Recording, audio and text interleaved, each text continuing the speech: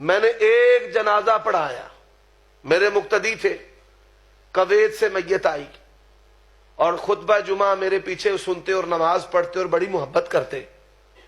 کہنے لگے کہ آپ نے نماز جنازہ پڑھانی ہے، اور میں جب نماز جنازہ پڑھاتا ہوں تو دو چیزوں کا سوال ضرور کرتا ہوں کہ یہ شخص عقیدہ توحید والا ہے، اور دوسرا سوال کرتا ہوں کہ یہ نمازی ہے. جو پکا بے نماز ہے میں اس کا جنازہ نہیں پڑھاتا، کوئی بھی ہو، کوئی بھی.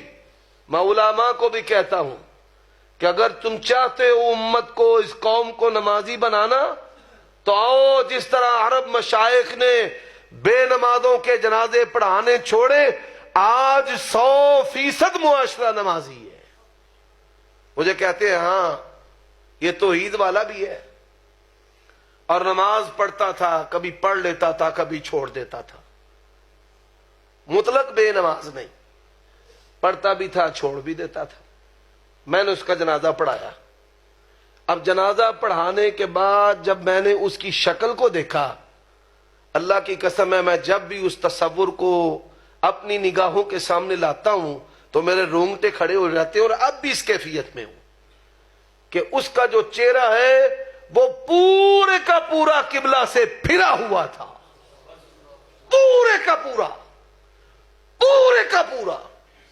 میں جنازگاہ سے نکلا، قریب مسجد میں داخل ہو گیا، میں نے 2 رکعتیں پڑھی، توبہ کی.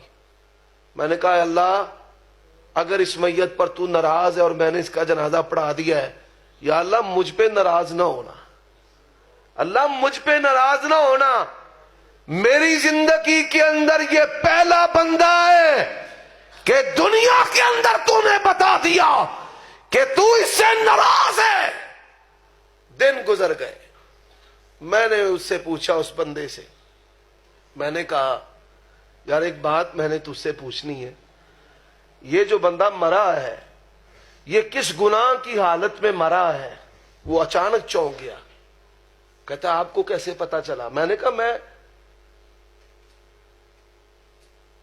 بڑا فکر مند تھا، اس کا چہرہ جو ہے وہ قبلہ رخ سے پھرا ہوا. کہتا ہے لڑکیوں کو چھیڑ رہا تھا، اسی دوران ایکسیڈنٹ ہوا اور مر گیا.